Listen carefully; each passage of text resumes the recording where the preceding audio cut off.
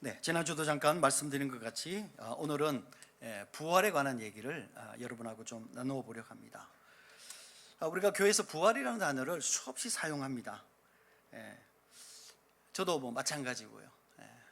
그런데 이번 부활절을 이제 통해서 참 부활에 관한 생각을 묵상을 아마 제가 지금까지 신앙생활을 하면서 가장 많이 한 것 같아요. 부활은 당연히 예수 그리스도의 능력에 의해서 다시 살아나는 것이라고 우리가 신앙 고백적 정도의 수준에 우리가 머물러 있다는 생각이 많이 들었습니다. 저도 마찬가지입니다. 저도 학교에서 또 목회자로서 또 학교에서 신학을 가르쳤던 사람으로서 내가 그 정도의 수준의 밖에는 묵상을 못했나? 그 정도밖에는 내가 부활에 대한 믿음이 없었나? 이런 생각을 하면서 저 자신이 상당히 좀 뭐라 그럴까요? 좀 부끄러웠다고 그럴까요? 그래서 저 자신을 좀 반성하는 시간을 많이 갖게 됐습니다. 뭐 그렇다고 제가 이 부활에 대한 어떤 신박한 어떤 그 성경의 해석이나 이론을 여러분에게 오늘 전해드리겠다. 뭐 사실은 그런 의도는 아닙니다. 어쨌든 우리가 관념적으로 생각했던 어떤 게 신앙의 단어로 생각했던 이 부활이 그것에 머물러 있으면 안 된다는 것이죠. 사실 이 부활은 이 관념이나 또 우리가 생각할 때 신앙의 단어를 넘어서 이거는 현실적 사건이라는 사실, 우리에게 일어날 이 현실적 사건이라는 측면에서 우리가 조금 더 좀 조명을 해보고자 하는 생각을 갖게 되었습니다. 세상에 사는 사람 누구에게나 적용되는 한 가지 사실이 있습니다. 그것은 바로 죽음입니다. 이런 동서고금을 막론하고 또 빈부격차와 남녀노소를 막론하고 누구나 앞으로 겪게 될 사실입니다. 일반적으로 죽음은 슬픔과 허무의 상징이고 인간이 가장 극복하고 싶어하는 주제예요. 그래서 얼마나 많은 사람들이, 특별히 이 권력자들이, 이 세상에 많은 뭔가를 가지고 있어서 이 세상을 떠나기를 싫어하는 사람들이 어떻게 하면 자기 죽음을 피할 수 있을까라고 생각했습니다. 그래서 많은 돈을 들이고 또 많은 사람들이, 학자들이 연구도 하고 또 권력자들이 자기 권력을 가지고 이 문제를 해결하려고 정말 무진 예를 썼습니다. 그러나 우리가 알고 있는 것처럼 이것은 다 헛수고였습니다. 그들의 노력은 결코 결실을 얻지 못했습니다. 왜냐하면 죽음은 피할 수 없는 현실이고 우리에게 이미 경험되어져 온 사실이기 때문이에요. 우리가 죽어야 된다는 사실을 알고 있어요. 그런데 제가 이 부활을 좀 가만히 생각해 보니까 많은 사람들이 이 죽음을 극복하는 것에 대해서는 관심이 많은데 왜 죽게 되었는가에 대해서는 별로 관심이 없었다는 거예요. 왜 죽게 되었는가? 왜 죽게 되었는가에 관해서는 이 자연사라는 얘기 말고 다른 얘기를 한 이론이 없어요. 책이 없어요. 오직 성경에서만 그 얘기를 하고 있어요. 성경에서는 로마서 6장 23절에 죄의 삭은 사망이다 이렇게 얘기하고 있어요. 우리가 죽는다는 것은 결국은 죄 때문이다 라고 얘기를 하고 있어요. 따라서 우리가 죄인이라는 것이죠. 죄인은 누구나 죽는다는 거예요. 그런데 이거에 대해서 또 한 번 확실하게 얘기를 하고 있는 것이 히브리서 9장 27절이에요. 히브리서 9장 27절 우리가 같이 한번 읽어보겠습니다. 자, 시작.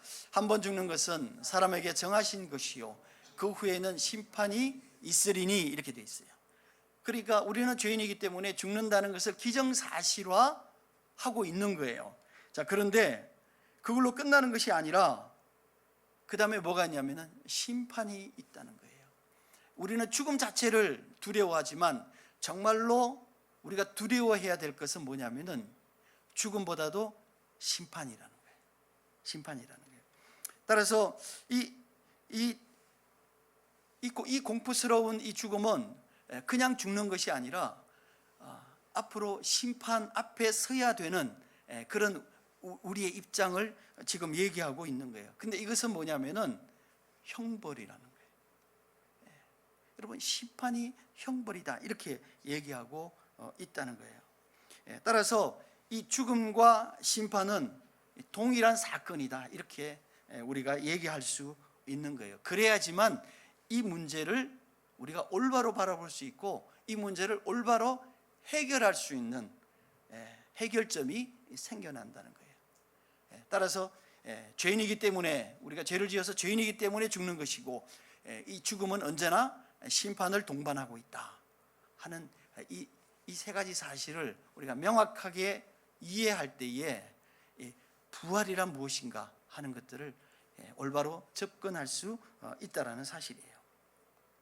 자, 그렇다면 성경에 나와 있는 여러 가지 이 부활에 관련된 내용에 관해서 여러분하고 얘기를 해보려고 합니다. 첫 번째 여러분하고 얘기를 하고 싶은 것은 뭐냐면은 제자들은 왜 부활을 믿지 못했을까요? 제자들의 믿음인 거죠. 제자들은 열심히 예수님 믿는다고 했는데 그들은 결정적으로 부활을 믿지 못했어요. 예수님께서 부활하시고 그들에게 보여주시기 전까지 부활을 믿지 못했습니다. 자, 여러분 한번 생각해 보십시오. 이 3년 동안 그 당시에 환영받지 못했던 예수님, 그 예수님을 따라다니는 것은요, 상당한 용기가 필요했어요. 그런데 제자들은 그 용기를 가졌어요. 이분이 새로운 지도자다라고 생각하고, 이분이 메시아다라고 생각하고 이 3년 동안이나 예수님을 따라다녔어요. 그런데 열심히 따라다녔는데 이 부활에 관해서는 제자들이 믿지를 못했던 거예요. 분명히 예수님께서 본인이 고난을 받으시고 죽으시고 또 사흘 만에 부활하시고 승천하실 것이다, 그리고 다시 오실 것이다, 그러니까 이 얘기를 예루살렘에 가까워지면서부터 시작해서 누누이 제자들에게 말씀하셨어요. 그러나 그들은 그것을 믿지 않았어요. 예수님께서 잡히시던 그날 밤에 그들은 다 도망갔어요. 왜냐하면 자기가 기대했던 예수가 아니었어요. 자기가 기대했던 예수는 어떤 예수였어요? 왕으로서 예수였어요. 당당하게 호산나, 많은 사람들이 그를 환영하고 그를 높이고 예루살렘에서 다윗의 왕권을 회복하는 예수를 생각했어요. 그런데 그날 로마 군인에게 잡히는 예수, 그리고 채찍질을 받는 예수, 이 십자가에 달리시는 그 예수, 이 권력 앞에 무기력한 예수님을 보면서 그들은 이 선생님은 내가 생각했던 선생님이 아니다 라고 생각을 했던 거예요. 그러니까 더 이상 예수님하고 엮이기가 싫었던 거예요. 그러니까 예수님이 궁금하기는 하고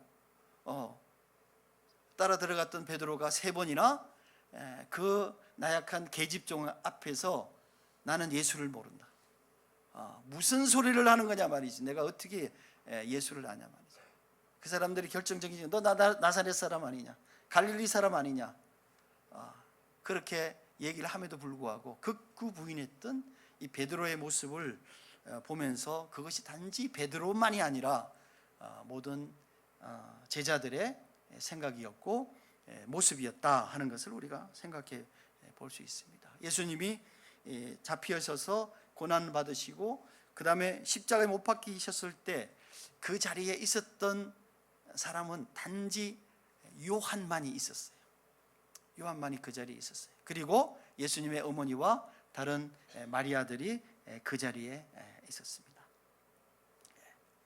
더 결정적인 여러 가지 상황을 우리가 한번 생각해 보면요, 예수님께서 죽으시고 장사되어신 바 되었다가 그 후 안식일에, 안식 후 첫날에 예수님께서 부활하셨어요.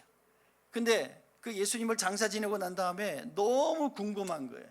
왜냐하면은 여러분, 예수님께서 죽으시고 장사 지낸 그 모든 과정이 딱 6시간 안에 이루어졌던 거예요. 12시에 그 빌라도가 제사장 바리새인들에게 예수님을 넘겨줬어요. 그리고 나서 급하게 예수님을 십자가를 메고 골고다로 갔어요. 그리고 십자가에 못 박혔어요. 그리고 나서 예수님께서 3시에 죽으셨어요. 그리고 나서 6시부터 안식일이 시작이 돼요. 그러니까 죽으시고 나서 빨리 이 장사를 지내야 되는 거예요. 왜냐하면은 여러분 그 골고다가 제가 뭐 예루살렘 가보지는 않았지만 제가 그 지도나 이런 것들을 보게 될 때에 그곳에서 멀지 않는 곳이에요. 그 언덕에 있어서 그 십자가 못 박히신 예수를 보면 안식일에 많은 유대인들이 이 죽음을 보게 되는 거예요. 그거는 그들에게 허용되지 않는 일이에요. 그러니까 빨리 로마 군인들에게 이거 장사를 지내라 라고 얘기를 했어요. 그때 아리마대 요셉이 예수님의 시체를 받아다가 자기들이 쓰려고 준비해놨던 그 무덤에 장사를 지냈어요. 여러분 생각해 보십시오. 빌라도로부터 시작해서 무덤에까지 그 6시간 동안 얼마나 급하게 그 일이 진행이 되었겠어요. 그러니까 이 여인들이 생각할 때에, 자기들이 생각할 때 이게 뭔가 예수님을 장사 지냈는데 뭔가 이 소홀한 게 있는 거예요. 뭔가 제대로 장사를 지내지 못한 느낌이 드는 거예요. 그래서 다시 안식일이 지난 이후에 무덤을 찾아갔던 거예요. 근데 무덤 문이 열려 있었어요. 깜짝 놀랐죠. 그런데 그 무덤 안에 보니까 예수님이 없었어요. 큰일 났다는 생각이 들었습니다. 제자들에게 얘기를 했어요. 베드로와 요한이 쫓아왔습니다. 빈 무덤을 발견했어요. 그렇다면 2가지 중에 하나겠죠. 그 시체를 누가 치웠거나, 그렇지 않으면 예수님께서 부활하셨거나. 왜냐하면 예수님께서 누누이 부활해가는 얘기를 했기 때문에. 그런데 그 제자들은 부활이라는 생각을 단 한 번도 하지 않았어요. 그 단어를 절대로 떠올리지도 않았어요. 그리고 집으로 돌아갔습니다. 그 얘기는 뭐겠어요? 그 제자들이 예수님이 부활하신다고 했는데 이 무덤에 안 계신 거 보니까 부활하신 모양이다. 그런데 그 세마포가 그대로 그 자리에 있는 것을 봤잖아요. 그렇다면 누가 데리고 가지 않았을 거란 말이에요. 그렇잖아요. 여러분, 죽은 시체를 데리고 갔는데 세마포를 다 벗기고 알몸이만 데리고 가겠습니까? 그건 있을 수가 없는 일이잖아요. 그 결정적인 증거가 있음에도 불구하고 제자들은 전혀 부활에 관해서 한 번도 생각해 보지 않았어요. 그리고 그들은 예수님이 없어진 것만 확인하고 집으로 돌아갔다는 거예요. 여러분, 정말 이게 아이러니잖아요. 3년 동안 예수님을 따라다녔고, 그렇게 예수님께서 부활에 관한 얘기를 하셨음에도 불구하고 그들은 그 부활이라는 단어에 대해서 귀를 기울이지 않았어요. 왜냐하면 사람이 죽으면 그만이라고 생각했기 때문에. 사람이 죽으면 그만이에요. 우리도 그러잖아요. 많은 사람들이, 믿지 않는 사람들이 그 얘기합니다. 죽으면 그만이다. 죽으면 그만이다. 여러분, 그러나 그들의 고백을 한번 생각해 보시죠. 가이사랴 빌립보에서 예수님께서 물어보셨어요. 사람들은 나를 누구로 하느냐?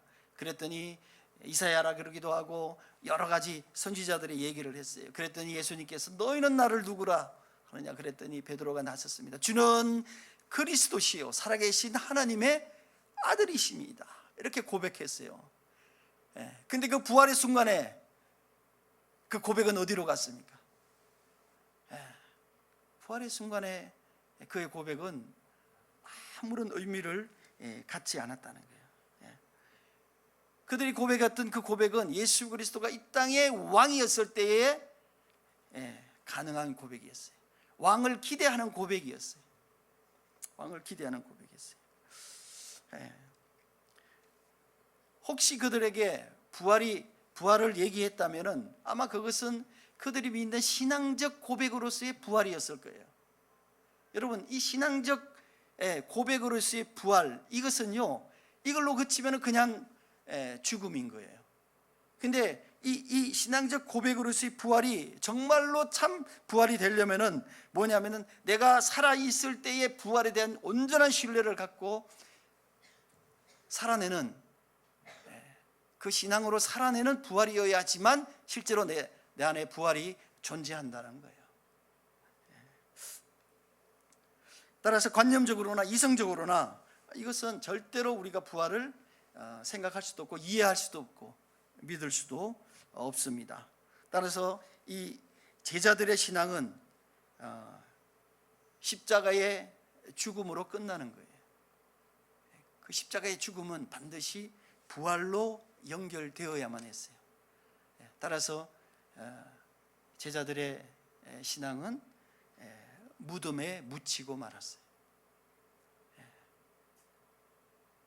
안식일 다음 날 아침에 찬란하게 부활하신 그 예수 그리스도의 부활을 그들은 믿을 수도 없고 인정할 수도 없고 이해할 수도 없었던 것입니다. 그것이 제자들의 신앙이었다. 이렇게 우리가 생각해 볼 수 있을 것 같아요. 두 번째, 우리가 가지고 있는 부활의 소망은 어떤 것인가 하는 거예요. 예수님께서 3년 동안 사역하시면서 세 사람을 살리셨어요. 죽은 사람 세 사람을 살리셨어요. 여러분 혹시 기억나십니까? 첫 번째는 누구예요? 회당장 야이로의 딸이에요. 두 번째는 나인성 과부의 아들이에요. 세 번째는 마리아와 마르다의 오빠 나사로였어요. 여러분 특히 나사로는요 예루살렘에 들어가기 직전에 일어난 사건이에요. 따라서 죽은 지 사흘이나 된 상황에서 나흘이나 된 상황에서 일어난 사건이에요. 이것은 예수 그리스도의 죽음과 부활을 예표하는 사건이다라고 대부분의 학자들이 그렇게 해석을 하고 있습니다. 왜 예수님께서 이렇게 죽은 사람을 살리셨겠습니까? 그들이 불쌍했어요? 그렇습니다. 그들이 불쌍해서 살렸습니다. 그러나 더 중요한 이유는 뭐냐면은 예수 그리스도께서 죽은 자를 살리실 수 있다는 그의 부활의 능력을 보여주실 뿐만 아니라 그것이 자신에게도 해당이 되는 거예요.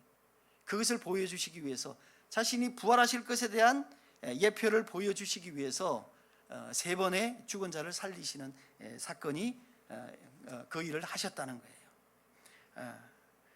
그러니까 제자들과 함께 다니면서 그 일을 지속적으로 보여주셨지만 제자들은 그걸 그때 그냥 한 해프닝으로 생각하고 그것이 예수님과 자기들에게도 동일하게 해당되는 이 부활이라는 사건, 이 부활의 소망이라는 것을 그들이 온전하게 믿지 못하고 이해하지 못했다 하는 것을 우리가 생각해 볼 수 있을 것 같습니다. 오늘 읽었던 본문 고린도전서 15장 20절 우리가 다시 한번 읽어봅니다. 자, 시작. 그러나 이제 그리스도께서 죽은 자 가운데서 다시 살아나사 잠자는 자들의 첫 열매가 되셨다 이렇게 되어 있어요. 그러나 이제 그리스도께서 다시 살아 이렇게 되어 있거든요. 그러나 이 얘기는 뭐냐면은 모든 사람이 다 죽었는데 모든 사람이 다 죽음을 극복하지 못했는데 그러나 오직 예수 그리스도께서 이런 의미죠. 따라서 이 예수 그리스도의 부활은 모든 사람이 죄로 말미암아 심판으로 말미암아 죽을 수밖에 없었던 그 룰을 깨는 거예요. 그 룰을 깨고 그것을 믿는 우리들에게 하나님께서 우리에게 주시는 그 부활의 소망에 대한 믿음을 허락하시고 그것이 예수 그리스도가 그렇게 됨으로 말미암아 우리도 동일하게 그렇게 될 수 있다라는 사실을 우리에게 보여주셨다는 거예요. 여러분 잠자는 자들의 첫 열매가 되셨다 이렇게 되어 있어요. 여러분 첫 열매라는 의미는 뭐예요? 열매가 계속 열려진다는 거예요. 지속적으로 열려지는데 여러분 생각해 보세요. 첫 열매는 포도가 열리고 그 다음 열매는 무화과가 열리고 그러지 않잖아요. 첫 열매가 그 나무에서 첫 열매가 포도가 열리면 나머지 계속해서 열리는 열매는 포도라는 거예요. 동일한 열매가 맺혀진다는 거예요. 그래서 첫 번째 열린 그 열매와 분리되지 않는 동일한 열매가 맺혀지는 이 동일성의 원리를 얘기하고 있다는 거예요. 따라서 예수 그리스도께서 영광스러운 부활의 몸으로 부활하셨다면 그것을 믿는 우리들에게도 또한 동일한 영광스러운 부활이 있다 하는 것을 예수님께서 몸으로 보여주셨다는 거예요. 십자가의 사건과 부활의 사건을 목격한 그 증인 중에 한 사람인 요한이 요한일서 3장 2절에 이렇게 기록했습니다. 사랑하는 자녀들아, 우리가 지금은 하나님의 자녀라. 장래에 어떻게 될지는 아직 나타나지 아니하였으나 그가 나타나심이 되면, 그가 나타나심이라는 것은 뭐예요? 그가 재림하실 때에 나타나심이 되면 우리가 그와 같을 줄을 아는 것은 그의 참모습을 그대로 볼 것이기 때문이니 주를 향하여 이 소망을 가진 자마다 그의 깨끗하심과 같이 자기를 깨끗하게 하느니라. 이렇게 되어 있어요. 이 요한일서 3장 2, 3절에 이 말씀은 뭐냐면은 나는 아직 잘 몰라, 어떻게 될지 잘 몰라. 그런데 내가 아는 거 하나 있어. 그건 뭐냐면은 부활하신 예수님을 내가 목격하고 그를 만지고 그의 얘기를 듣고 그와 함께 식사를 하고 했던 그 부활하신 예수님의 모습대로 우리가 될 것을 내가 안다는 거예요. 그걸 내가 이미 보았고 만졌고 그것을 내가 들었다 이거예요. 다른 거는 잘 모르겠어 아직까지. 그런데 내가 아는 것은 이거다는 거예요. 그러나 더 분명한 것은 뭐냐면은 그가 오실 때 더 분명하게 어떻게 될 것인지는 더 정확하게 알게 되는데, 내가 아는 것을 지금 너희에게 전해주는데 그것은 바로 내가 만진 예수다. 내가 만진 예수다. 내가 눈으로 본 그 예수다.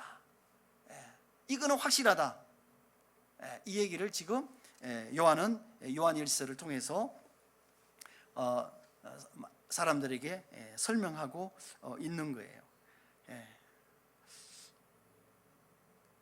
그러니까 요한이 이렇게 얘기하는 것은 뭐겠어요? 그 요한은 이 죽음을 극복한 그리고 부활을 소망하는 이 사람의 증언이라는 거예요. 이것은 뭐냐면 죽음이라는 것은 그냥 죽는 것이 아니고 죄의 형벌이라는 거예요. 죄의 형벌이라는 거예요. 그리고 죄 때문에 우리가 죽고 죄 때문에 심판을 받는 사람이 바로 우리라는 사실을 인정하는 거예요. 근데 그것으로부터 우리가 회복하려고, 그것을 극복하는 것은 뭐냐면은 예수 그리스도를 온전하게 믿고 그의 부활을 우리가 온전하게 믿을 때 우리가 그 심판으로부터 해방이 되어지고 우리가 예수 그리스도의 그 부활에 온전하게 동참할 수 있다는 거예요. 만약에 우리가 예수 그리스도를 믿으면서 부활을 믿지 않는다면은 여러분, 사도 바울은 고린도전서 15장 앞에서 뭐라고 그러냐면 가장 불쌍한 사람이다 이렇게 얘기했어. 나는 예수 그리스도를 믿어. 근데 부활은 내가 잘 모르겠어. 못 믿어. 나는 어떻게 사람이 죽었다가 다시 살아? 그러면 그 사람은 가장 불행한 사람이다. 왜? 그 사람은 실제로 믿지도 않으면서 뭐냐면은 믿는 여러 가지 모양으로 살아야 되잖아요. 얼마나 불편하고 얼마나 힘들고. 그런데 자기한테 그 일이 닥치지도 않을 건데 그것을 여러분 불편하고 힘든 삶을 살아간다는 그런 것들을 생각해 볼 때 부활을 믿지 않는 사람은 가장 불행한 사람이에요. 이렇게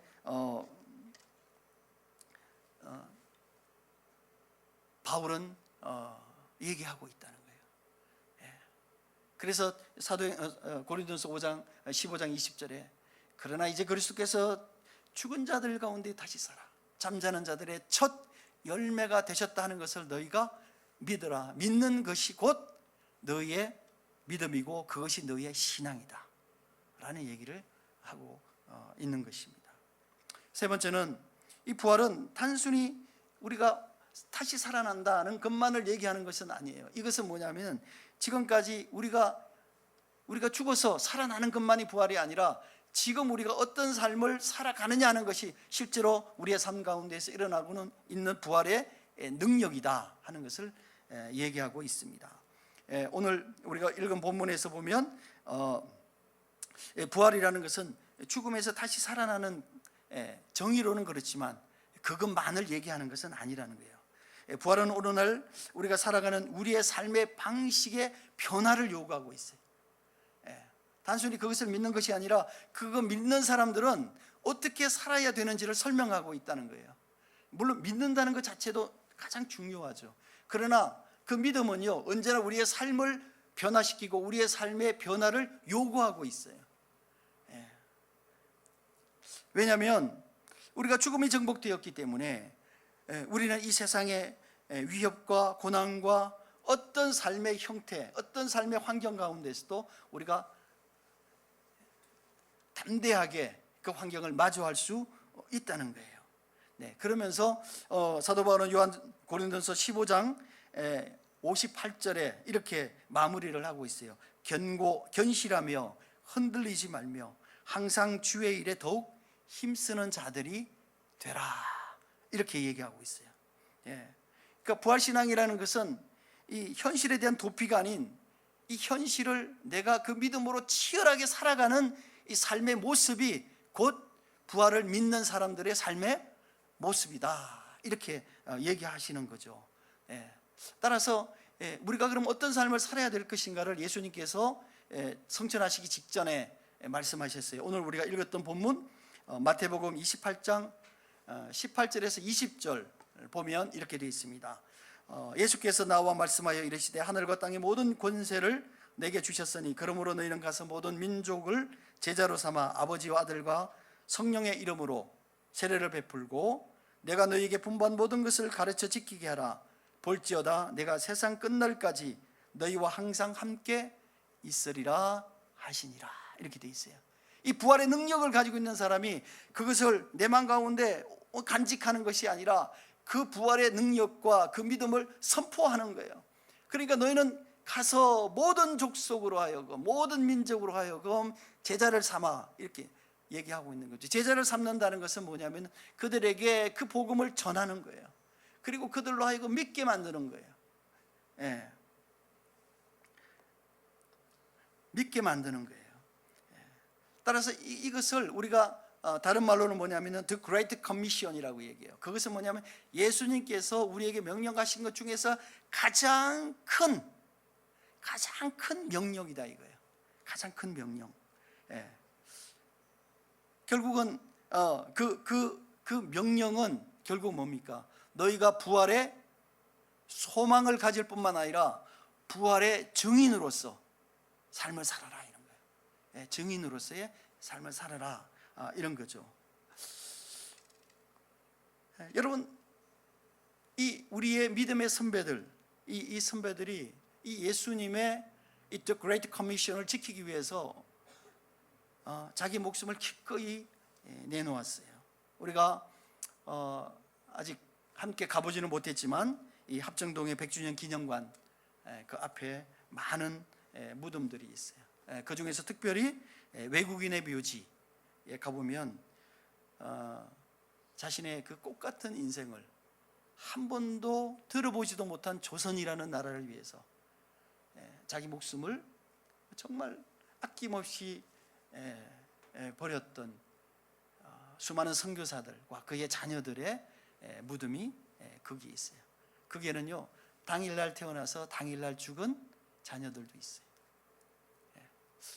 여러분, 그런데 제가 선교사나 이런 선교 그 역사나 이런 것들을 쭉 보니까 유독 우리나라에 의사들이 많이 왔어요. 여러분, 지금도 의사들이 참 환영받는 직업이고 동경하는 직업이지만 여러분 생각해 보십시오. 150년 전에 이 땅에 복음이 들어온 지 140년이잖아요. 150년 전에 여러분 미국이나 또 호주나 영국이나 이곳에서 여러분 의사는요 정말 지금하고 비교할 수 없는 그런 사회적인 명성을 가진 사람들이에요. 그런데 그런 사람들이 정말 앞길이 보장된 자기 길을 포기하고 한 번도 들어본 적이 없는 조선이라는 나라에서 몇 달씩 배를 타고 이 땅에 들어와서 가진 고초와 어려움과 고난을 겪고 자기와 자기의 가족들, 자기의 자녀들까지 이 땅에서 죽임을 당하는 이런 순교의 그 행렬에 그들이 그냥 참여했다는 거예요. 여러분, 그것뿐만이 아니죠. 여러분, 우리의 믿음의 선배들, 먼저 믿었던 선배들, 그 선배들이 지난 36년간의 일제 가운데서 여러분 자기의 신앙을 지키기 위해서 순교한 사람들이 얼마나 많습니까? 6.25 전쟁 중에도 예수 그리스도를 부인하라는 그들의 명령 앞에 자기 목숨을 드렸던 이런 우리의 믿음의 선배들이 얼마나 많았습니까? 그들이 한마디만 하면 나 예수 안 믿어 라는 한마디만 하면 살아날 수 있었을 거예요. 그러나 여러분 이 부활의 증인으로서의 부활의 소망을 가지고 있는 그 부활의 증인으로서의 첫 열매이신 그리스도를 부인할 수 없었던 거예요.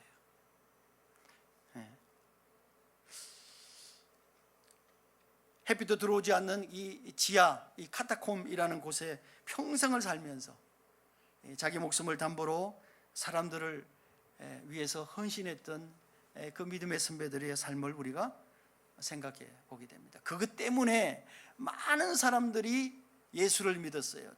초대교회에 자기 목숨을 돌보지 않고 많은 위험한 지역에서 그들이 삶으로 본을 보였을 때에 초대교회 많은 사람들이 예수를 믿게 되는 결정적인 동기가 되었다라고 역사가는 그렇게 증언하고 있어요. 마태복음 5장 16절에 이렇게 되어 있습니다. 이같이 너희 빛이 사람 앞에 비치게 하여 그들로 너희 착한 행실을 보고 하늘에 계신 너희 아버지께 영광을 돌리게 하라 라고 말씀하셨어요. 이 착한 행실이라는 것이 다른 사람에게 선을 베푸는 그 이상의 의미를 가지고 있어요. 이 착한 행실이라는 것은 뭐냐면은 하나님의 은혜를 전하는 거예요. 그러니까 하나님의 은혜는 뭐겠어요? 우리의 죄가 사해지는 것이고 예수 그리스도의 그 첫 열매이신 부활의 열매에 우리가 동참하는 것, 그것 아니겠어요? 이 따라서 그 복음을 전할 때에 하나님의 살아계심과 예수 그리스도의 부활과 다시 오심을 전할 때에 이것이 뭐냐면은 하나님께 영광을 돌리는 일이다 라고 우리가 이 말씀은 얘기하고 있다는 거예요. 지난 주간에 저희가 저희 부친 작년 그 부활절 때 소천하셔서 일주일기를 맞이했습니다. 그래서 저희 가족들이 다 모였어요. 이제 아무래도 이제 나이들이 이제 많이 들었잖아요. 그래서 1박 2일 같이 지내면서 저희 부친에 관한 얘기도 또 많이 하고 그랬는데 대부분의 모이면은요, 요새 모이면은 주로 무슨 얘기하면 이 건강에 관한 얘기를 합니다. 대부분 두 가지를 얘기해요. 하나는 돈 얘기예요, 돈 얘기. 뭐 연금이 어떠냐, 뭐 먹고 살만하냐, 뭐 노후 보장은 잘 돼 있냐, 뭐 이런 얘기. 이게 주로. 두 번째는 뭐냐면 이게 건강에 관한 얘기. 그래서 이렇게 모여서 건강에 관한 얘기하면은 꼭 자기가 이렇게 건강을 하는 어떤 비결이 있잖아요. 난 요새 이거 먹고 있는데 너무 좋다. 뭐 이거 하고 있는데 뭐 너무 좋다. 뭐 등등 이런 얘기들을 뭐예요? 전수하죠. 근데 이게 우리 가족들뿐만 아니라 여러분 주변의 사람들도 친한 사람들에게도 그렇게 하지 않습니까? 그렇죠. 저도 그런데 되게 관심이 많은 사람이에요. 여러분 근데 여러분 한번 여쭤봅니다. 여러분 혹시 예수님 얘기는 하세요? 여러분 조금 더 건강하게 사는 이 자기만의 이 노하우, 건강의 노하우, 이거는 이 많은 사람들에게 얘기하는데 왜 부활의 소망이며 우리의 삶의 이 본이 되신 예수 그리스도 얘기는 왜 안 하시는 거예요? 이건 예수님이 하늘나라에 가시면서 성천하시면서 우리에게 주신 마지막 명령이에요. The Great Commission, 가장 중요한 명령이에요. 그 명령을 제자들에게 하신 것이에요. 그런데 그 제자들 가운데 어떤 사람도 있었냐면은 완전하게 믿지 않는 사람들도 있어요. 마치 우리와 같은 사람들도 있었다는 거예요.